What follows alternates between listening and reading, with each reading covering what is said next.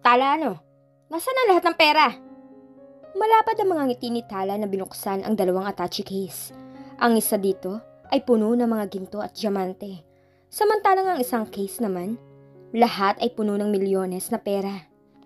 Nakikita mo ba lahat ng ito, Norquis? Nasaan na tayo? Talagang hindi ako nagkamali sa pagpili sa'yo.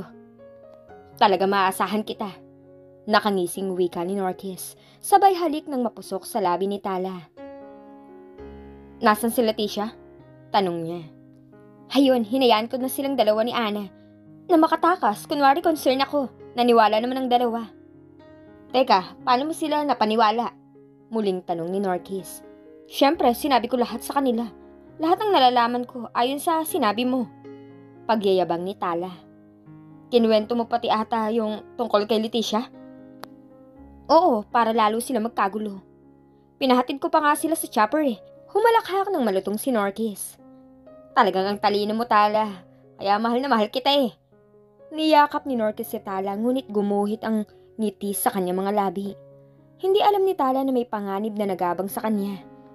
Babe, tingnan mo sa ibaba, ang ganda. Sabay turo ni Norquis sa ibaba. Tumingin naman si Tala. Tinulak siya ni Norquis ngunit hindi ito nagtagumpay. Norquis, ang ginagawa mo? Nasindak si Tala nang malaman na tinulak siya ni Norquis. Wala nang maraming tanong, magpahinga ka na lang. Tinadya ka ni Norquis ng malakas si Tala dahilan upang mahulog ito sa chopper. Sa kabilang banda naman. Nasaan na si Amanda? Tanong ni Ashley nang mapansin na wala nang ginang. Shucks, nawawala na rin si Ana. Malamang dinala niya ang matanda. Nahampas ni Leslie ang sarili. Hayaan mo siya. Kasalanan niya ang lahat ng to kung bakit nagkaganito tayo lahat. Ang pagiging makasarili niya ang nagtulak sa kanya para masira ang pamilya niya. Pati ang pamilya natin nadamay sa kagagawan niya. Galit na sumingit si Aika. Iba talaga nagagawa ng pagmamahal. Kayo talaga ni Daddy ang punteriya dapat ni Amanda ngunit hindi niya inaasahan na madadamay ang asawa at anak niya sa plane crash. Wika ni Ashley. Kahit na, kasakay man na ang tawag sa ginawa niya. Alam na nga niya na nadami sa plane crash ang asawa at anak niya. Pero hindi pa siya nagbago. Nagawa pa rin niyang ulitin sa inyo ni Liam ang pagkakamali niya. Anong klase siyang ina? Galit pa rin na sabi ni Aika. Nagpakawala ng buntong hininga si Ashley. Hindi niya maintindihan kung ano na tong nangyayari sa kanila.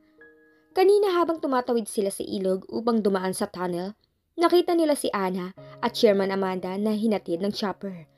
Nagmamadali ang dalawa at si Liam ang sadya daw ng mga ito. Tinakas lang daw ni Ana si Amanda mula sa teritoryo ng TBM sa tulong ni Tala. Nalaman ni Amanda na anak niya si Paulo kaya gusto niyang pigilan ang magkapatid. At upang makahingi na rin ng tawad kay William sa lahat ng kasalanan na nagawa niya sa pamilya nito at sa kanilang anak mismo. Ang lokong Tala na yun, sinasabi ko na nga ba eh. Pera lang ang habol niya kay Liam. Kita mo pati ang kas, gusto niyang agawin. Ginamit pa talaga ang kapangyarihan ni Paulo para matupad ang plano niya. Matulis na naman ang nguso ni Leslie sa sobrang inis kay Tala. Alam mo, parang kinakabahan na ako. Hindi ko alam kung bakit eh. Biglang sabi ni Ashley. Kahit sino naman sa kalagayan natin, Master Ted, ganyan din ang nararamdaman.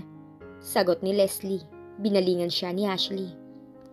Leslie, Mom, sa tingin ko kailangan kong balikan si Liam. Kinakabahan ako para sa asawa ko. Pakibantayan na lang ang mga bata. Tumayo si Ashley at sinilip ang dalawa sa isang silid na dito mismo sa loob ng basement. Binabantayan ng dalawa si Baby Gabriel. Dahan-dahan niyang sinara ang pinto upang hindi maramdaman ng mga ito na aalis siya.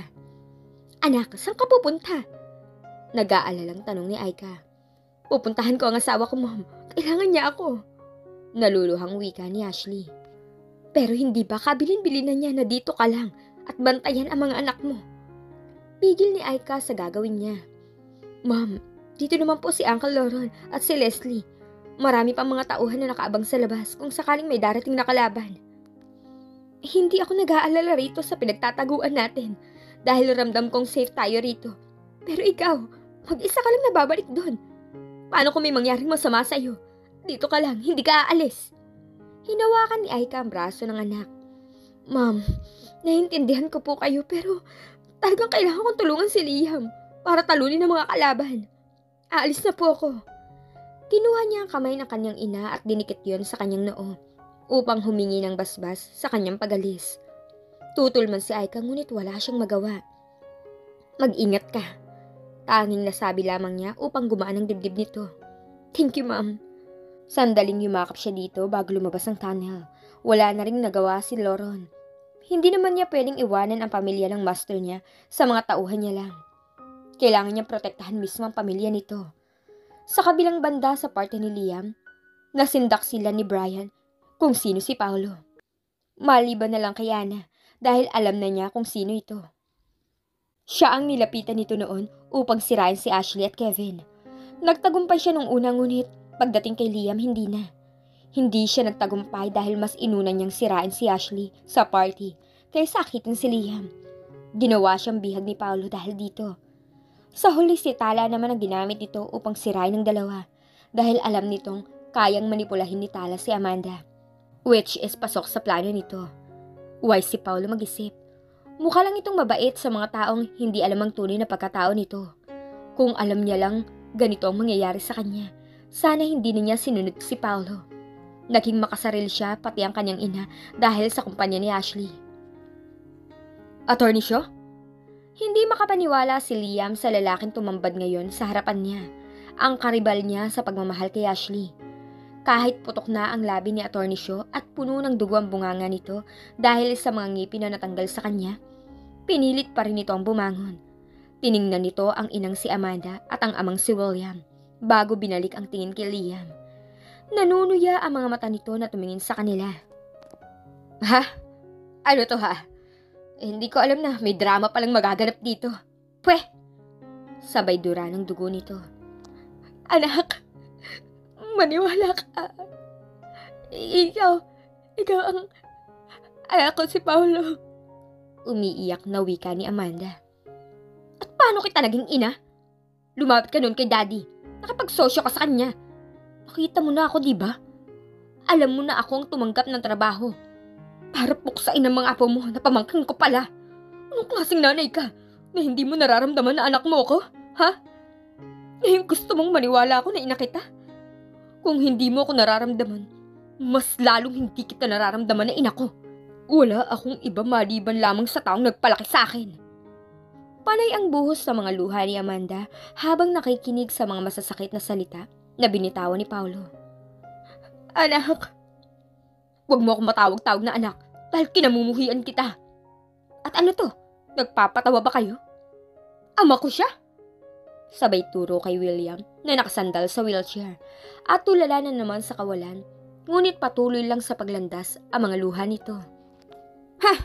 Alam ko na. Gusto niya lang naman ako magsisi sa ginawa ko sa kanya dahil sa pagiging pakialamero niya, di ba? Mortal siyang kaaway ni Daddy. Kung ganun, pinlano mo pala lahat.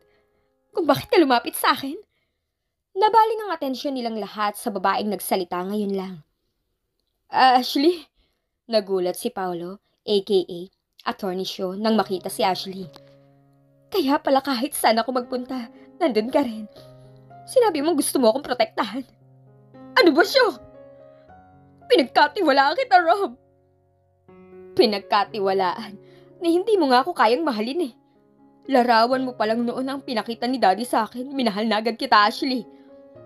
Kailangan ko pang gayahin ang mukha ni Kevin upang makasama kita.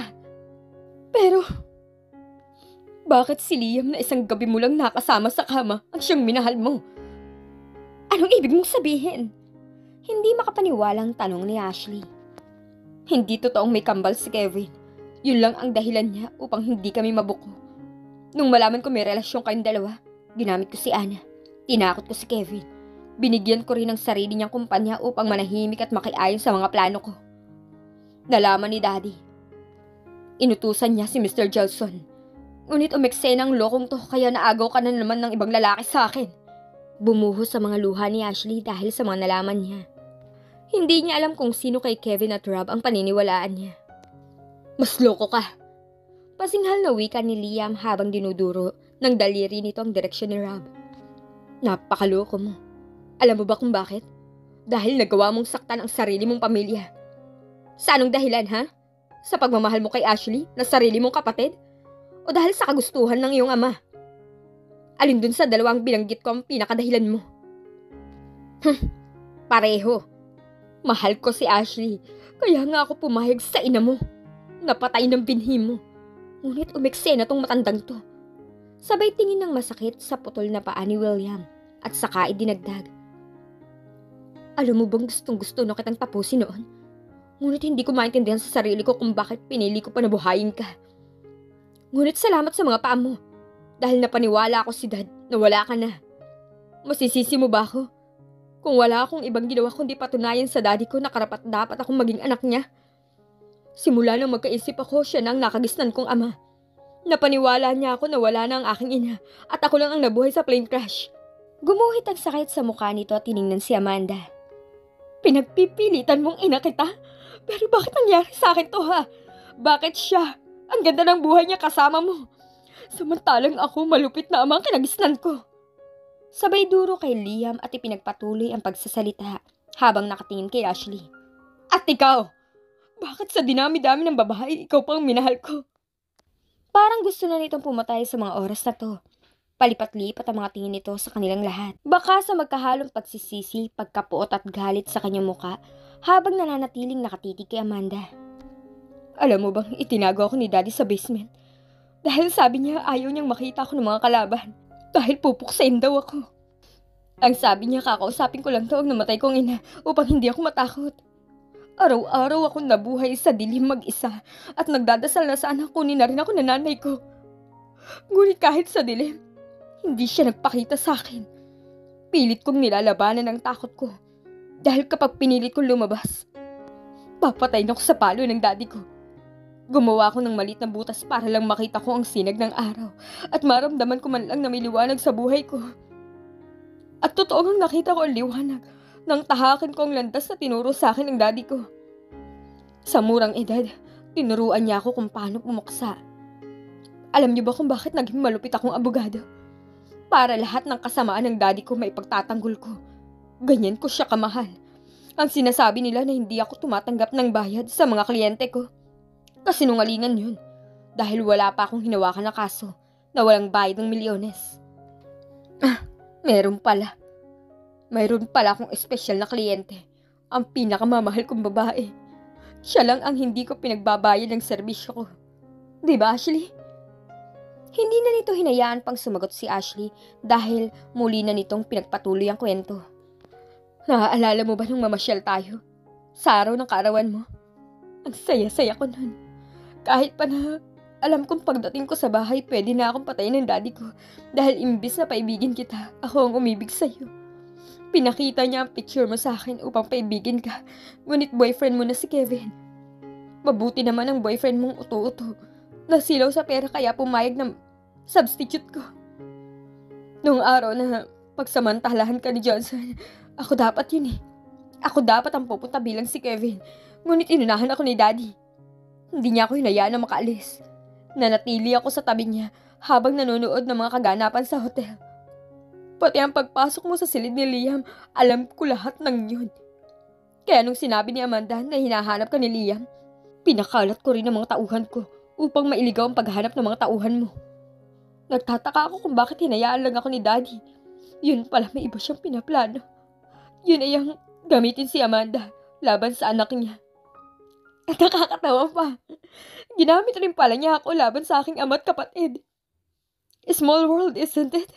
Sabay-sabay tayong pinaikot lahat ni Daddy. Kahit wala na siya, sinisigurado niyang itutuloy kong sinimulan niya. Saka palang pinakawalan ni Rob ang mga luha niya nang ma-realize ang lahat ng mga ginawa niya. Muli niyang ininda ang sakit at pinanatiling manhid ang puso niya. Muli siyang umangat ng muka at tiningnan sina Liam at Ashley. Alam kong para sa inyo, hindi niyo ako matatanggap bilang kapatid, ngunit mas lalo na ako. Siguro, minahal kita Ashley dahil sa kapatid kita at hinayaan kita, Liam, na mabuhay sa kamay ni Norquis. Dahil na rin siguro sa dugo na nananalaytay sa ating dalawa.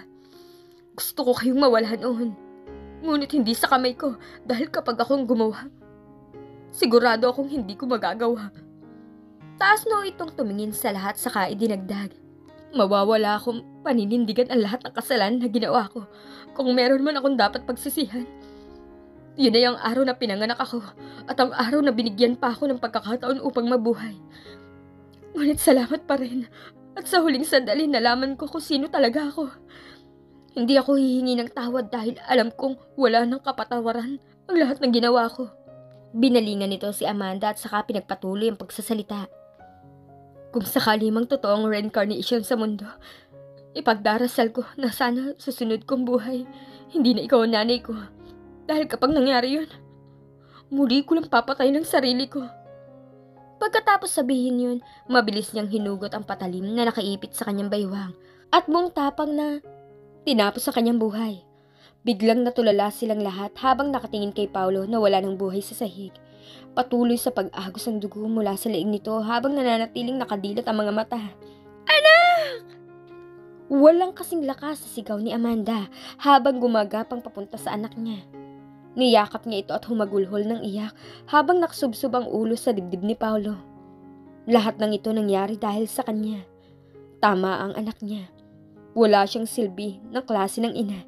Lahat ng ginagawa niya akala niya tama para sa kanyang mga anak. Hindi naging magandang resulta ng pagiging makasarili niya. Patawarin mo ako. Patawarin mo ako, anak. Muling maririnig ang sigaw sa buong rancho. Sigaw na may kasamang sumpa sa sarili. Isinumpa ni Amanda ang sarili niya dahil sa kanya kung bakit nagkaganito si Paulo. Dahil sa kanya kung bakit nasira ang pamilya ni Aika. Ngunit tanging pasalamat lang niya dahil pinaglaban ni Liam at Ashley ang pagmamahalan nila sa isa't isa, kaya muling nabuo ang pamilya nito na minsan sinira rin niya. Hilam sa luha ang mga mata ni Liam na niyakap si Ashley ng mahigpit. Panay naman ang buhos ng mga luha ni Ashley habang nakasubsob ang muka sa leeg ni Liam. Sa mga sandaling yun, ayaw nilang pakawalan ang isa't isa. Takot sila na baka pag bumitaw sila, hindi na sila muli pang magkita. Namayani ang takot sa dibdib ni Liam, kaya lalo siyang yumakap na mahigpit sa asawa, bagay na pinagtataka naman ito. Gayunpaman, winaksi niya yun sa isipan, dahil alam niyang naging emosyonal na silang lahat ngayon, dito sa rancho. Dad, kumalas ng yakap si Ashley sa asawa nang mapansin ang maraming dugo na lumabas sa paa ng kanyang ama. Liam, dalhin natin si Daddy sa ospital. Natataranta na wika ni Ashley nang makitang namumutla na kanyang ama. Ashley, anak, wag na. Dito lang ako. Sasamahan ko ang anak ko. Pigil ni William kay Ashley. No, Dad. Anak niyo rin naman ako ah. Kailangan ko kayo, Dad. Naluluhang sagot ni Ashley at nagmamakaawa sa kanyang ama. Ngumiti ng mapait si William. Huwag ka sanang magalit, anak. Ngunit gusto kong samahan ang kuya mo sa kabilang buhay. Lumaki siyang hindi kasama ang mami niya. Lumaki siyang hindi nararamdaman ang pagmamahal ko. Kaya sana wag mong ipagkait sa akin. Naiparamdam yun sa kuya mo, sa kabilang buhay. Liam, alam kong hindi mo iiwan ang anak ko. May dinukot ito sa bulsa ng pantalon na maliit na papel. Itago mo yan dahil alam kong kakailanganin mo yung pagdating ng araw. Muli nitong binalingan si Ashley. Anak, pakisabi sa mami mo. Mahal na mahal ko siya. Hindi man siya ang unang babaeng minahal ko. Ngunit nangangako naman ako sa kanya. Siya ang pinakahuling babae dito sa puso ko. Nagpapasalamat ako at pinalaki kanyang mabait. Patawad anak, ngunit kailangan ako ng kuya mo. Pagod na rin akong lumaban. Gusto ko na magpahinga. Mahal na mahal kita, Dad. Walang nagawa si Ashley, kundi ang iparamdam na lang sa ama ang yakap niya. Naiintindihan niya ito. Tulad niya, naaawa na rin ito sa naging kapalaran ni Paulo. Merong bahagi sa utak niya na galit siya sa kanyang kuya Paulo dahil muntikan nang mawala si Gab sa mga kamay nito. Ngunit kampi pa rin sa kanila ni Liam ang tadhana at yun ang pinasasalamatan niya. Nararamdaman niya na lumuwag na ang pagyakap ng kanyang ama sa kanya. Alam niyang sumama na ito sa kuya niya, ngunit nanatili pa rin siyang nakayakap sa katawan ng ama. Masakit tanggapin na saglit lang ang pagsasama nila, ngunit alam niyang naging masaya ito na kasama ang kapatid niya. Sweetheart, binuhat ni Liam si Ashley nang makitang namumutla na ito, na tila anytime mawawala na ito ng malay. Brian, ikaw na muna ang bahala kay Daddy William at Paulo. Utos niya nang mapadaan siya sa gawin ni Brian. Paano ang mami niyo, sir? Binalingan niya ang ina na kasalukuyan pa rin nakayakap kay Paulo. Tila hinimatay na rin ito. Dalhin siya sa ospital. Muli niyang ipinagpatuloy ang paglalakad. Pinangko niya ang asawa at sinandalang ulo nito sa balikat niya. Pinahid niya ang luha. Alam niyang hindi pa nagtatapos kay Paulo ang laban dahil marami pa mga birdlord ang buburahin niya. Pagkatapos ito, sisiguraduhin niyang magiging tahimik na ang buhay nila pareho. Sino pa kaya mga birdlords ang makakalaban nila? Magtagumpay kaya ang pamilya ni Liam?